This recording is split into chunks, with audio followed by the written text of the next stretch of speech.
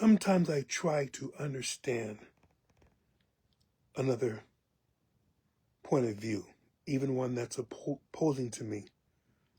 Because in order for me to address it, I have to understand what it's all about. It doesn't mean I accept it.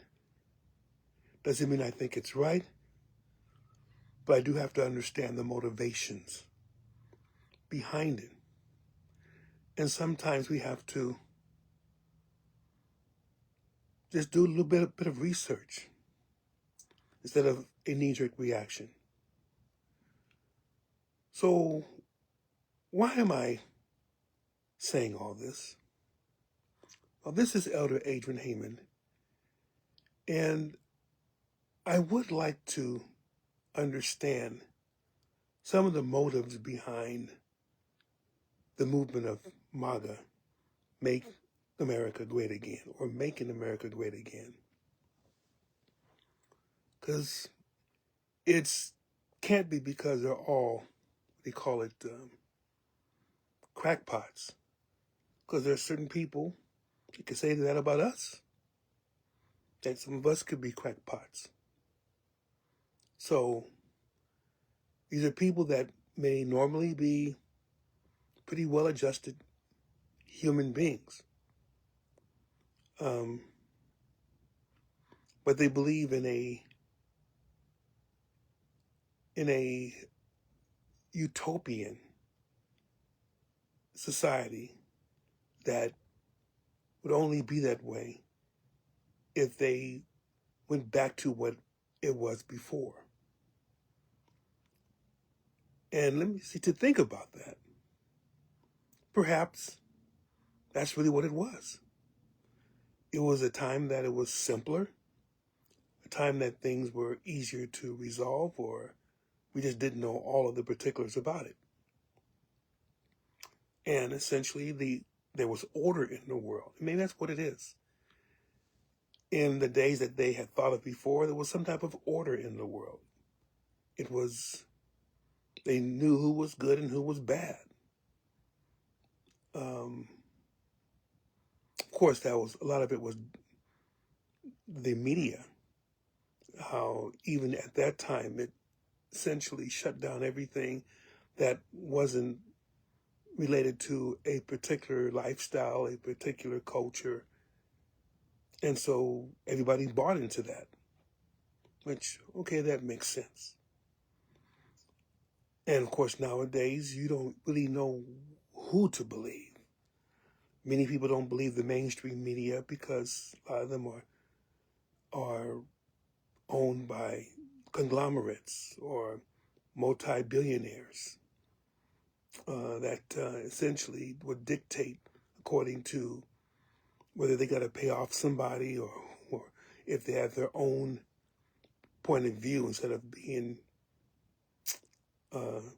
mainly spectators or be able to just to see and not to score for either side.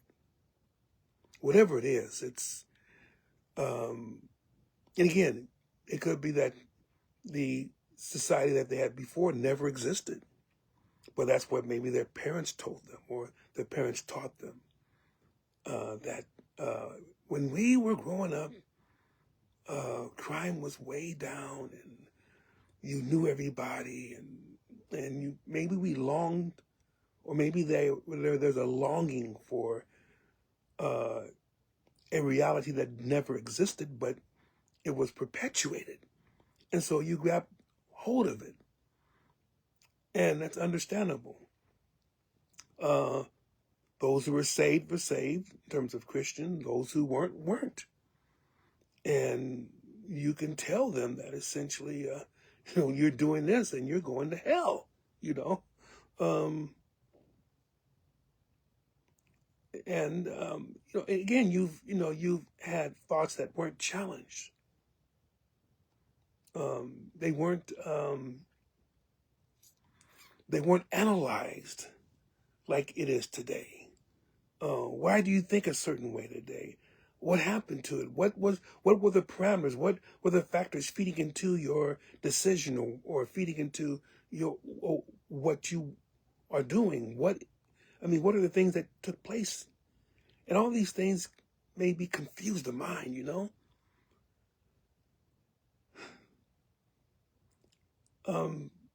But see, because remember, the whole idea is to make America great again. And part of it also is our military. I mean, we arose out of World War II as probably the only world power that wasn't devastated by the war. There was no bombings and there was no wars being fought on our shores. Everything was fought in Europe and in the Pacific, or maybe a few places over in Africa, but that was it.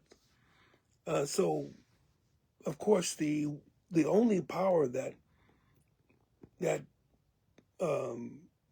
exited the war unscathed was, of course, the United States. And so there was no doubt as to the power of the United States, especially when atomic power was discovered and actually utilized in a horrific way with the bombings of Hiroshima and Nagasaki. It was really it just gave, I guess, the United States the evidence of power. And of course, since the industries weren't destroyed by bombings and war, then they were able to go full bore. So for quite some time, our economy was in question as we revved up into full power. And of course, our military, as I said, remained relatively unscathed, notwithstanding what happened at Pearl Harbor. So I can kind of understand why one would say, let's get back to that particular point. But then the question comes, and we must ask ourselves, why do we want to make America great again? And has the circumstances changed from when we envisioned America great to this point right now? Socially, yes, there were places where there was almost no crime, possibly, or maybe it was just kids fooling around. But then there's too many things that have happened since then. And I'm not even talking about racial integration or anything like that, or which is a big thing, but you have the influx of drugs. Right now we have fentanyl that essentially is such a deadly drug that people are afraid that you take one pill and you are just, and you might as well be as good as dead, because you will be. Because you only need very small doses to kill you. But people mix the fentanyl in other packages of cocaine or whatever happens to be, and people get poisoned and they die from it. And look, there's many other things that we are addicted to. And I know that we want to blame places like Venezuela and China and Mexico. And yeah, they're selling, or they're making a big profit off of the people in the U.S. using drugs illegally and getting strung out and dying from it. But then again, we have to then look at ourselves as to why are we taking these drugs in the first place? It's not an idea of kids will be kids, because these are adults doing this stuff, and their lives are being strung out, and they're destroying entire families. So yes, we can blame those who are trying to sell, but they wouldn't be selling it if there wasn't such a great market for it. And I'm a bit upset because just because we have this, okay, you're attacking cartels and you're treating them as war enemies, so you're destroying entire boats and taking over countries, and and running roughshod over, what do you call it, sovereignty of a particular nation, and in your pursuit of getting those who are poisoning our people. I got it. But again, they wouldn't be poisoned if they didn't demand it.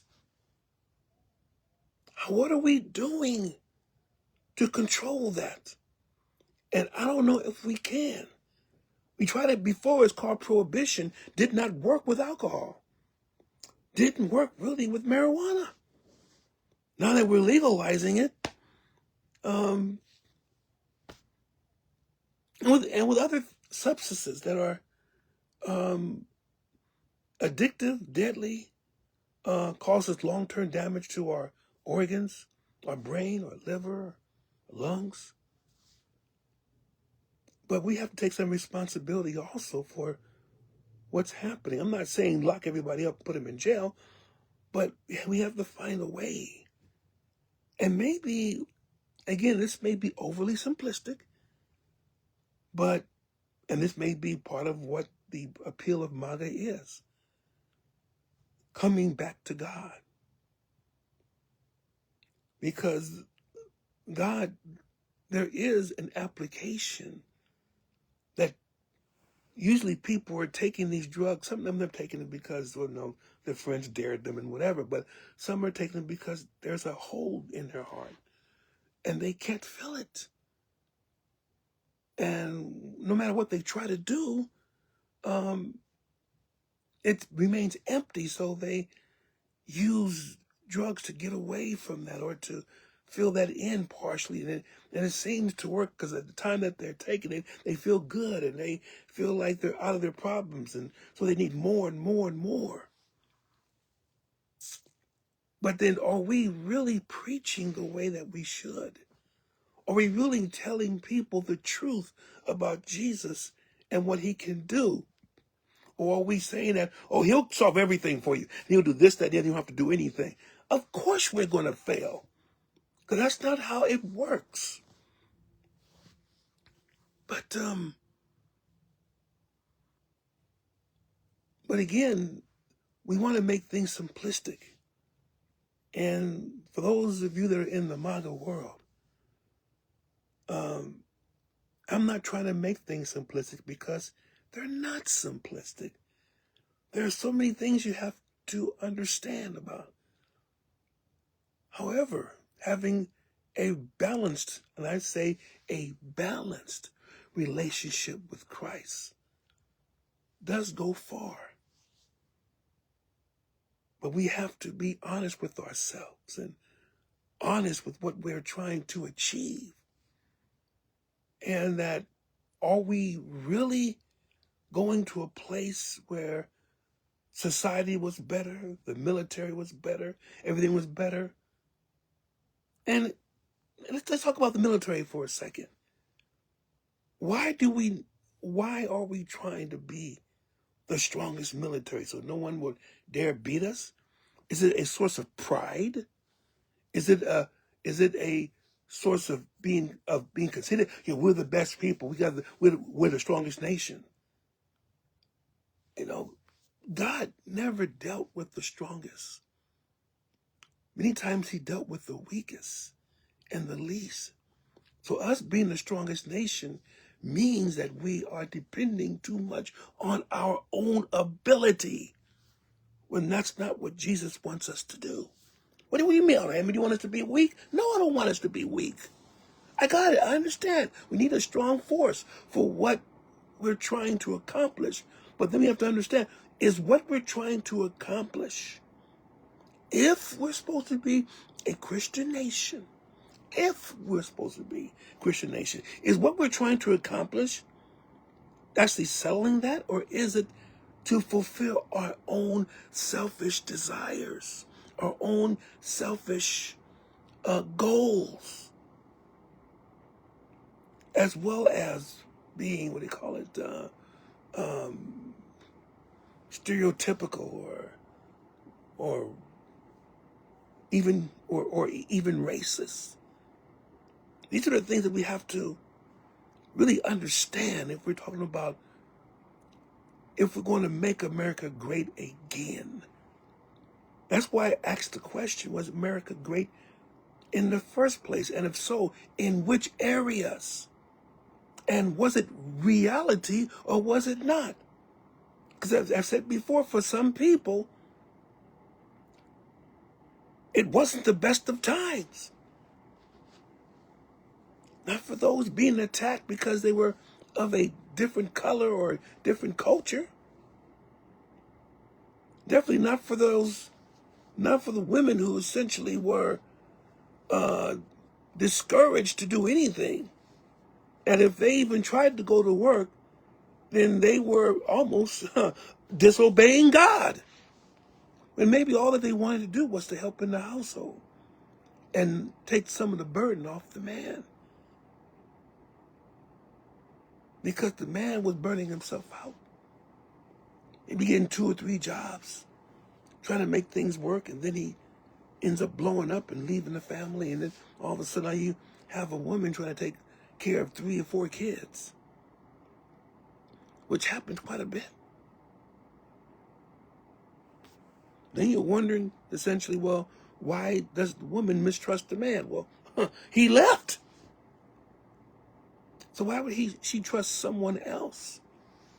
See, these are the things we have to really talk about, things we have to discuss, and discuss it as people who are trying to find a solution, not to opposing forces that want to impose their philosophy or even theology upon the other person.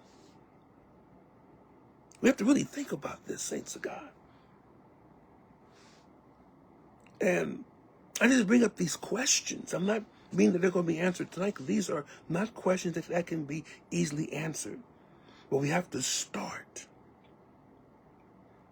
And for those of you that are in MAGA, some of you may not be white, you may be black MAGA.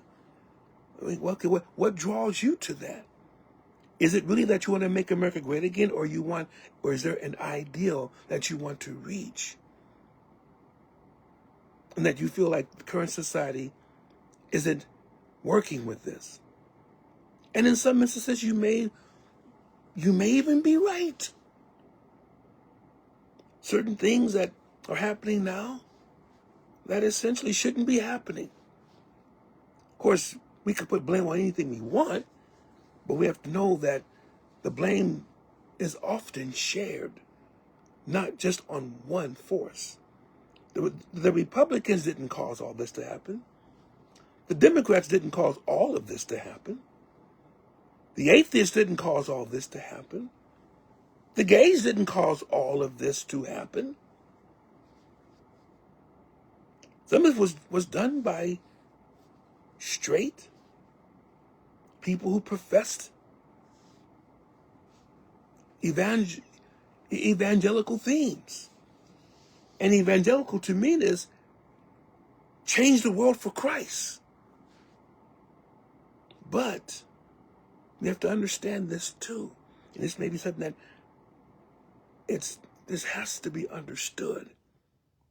As much as you may want to win the world for Christ, the Bible tells you in no uncertain terms that you're not going to win everyone for Christ. Yes, you win as much as you can. It's not that you settle for less. But this is not going to be a whole world turned to Christ until Christ actually comes in the flesh himself. And before then, there are some bad things that has to happen.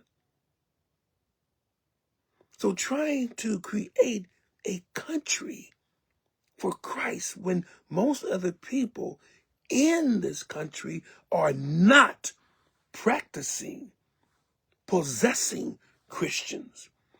Many of them may be professing Christians, but their actions show they're not. So if that's the case, then what we have to then work on is not in the halls of Congress or in the White House or in the judicial courts, but it goes back to each and every one of us. how are we changing ourselves? Instead of waiting for people to change themselves, that may not happen. But what are we doing to change ourselves? And that is the question that I leave you, MAGA. What are you doing to change yourself so that you are fulfilling and living how Jesus Christ wants you to live? Not professing, not just going into a large church, not just by shouting and running up and down the aisle, but how is your life? Is your life reflecting Christ? Or is your life rebuking Christ? Again, looking inward. Is MAGA something to aspire to, or is it just a slogan? Let me know. I want to know. God bless you. Take care of yourselves.